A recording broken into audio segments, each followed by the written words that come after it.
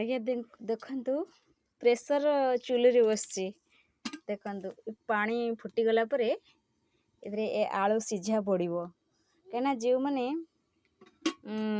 ଆଉ ଗୋଟେ ଆପଣଙ୍କ ପାଇଁ ଶୁଭ ଖବର, ଯେଉଁମାନଙ୍କର ସୁଗାର ଅଛି ସେମାନେ ଏଇଭଳିଆ ଆଳୁକୁ ସିଝେଇକିରି ଗୋଟେ ସିଟି ମାରିଲା ପରେ ଏଇ ପ୍ରେସରରେ ତାପରେ ଆପଣ କ'ଣ କରିବେ ନା ପାଣି ଗୁଡ଼ାକୁ ଫୋପାଡ଼ି ଦେବେ। କାହିଁକିନା ଆଳୁର ସୁଗାର ଅଂଶ ବାହାରିଯାଏ। ଏଇଭଳିଆ ପକେଇବେ।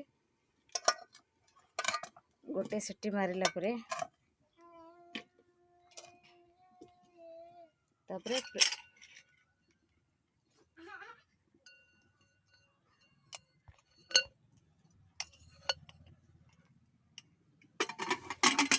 ଗୋଟେ ସିଟି ମାରିଲା ପରେ ଆପଣ କାଢ଼ିଦେବେ। କାଢ଼ିକିରି ଆଳୁକୁ ଖାଇବେ। ସୁଗାର ଟୋଟାଲ ନାହିଁ ଆ ଦେହରେ, ଦେଖିପାରୁଛନ୍ତି।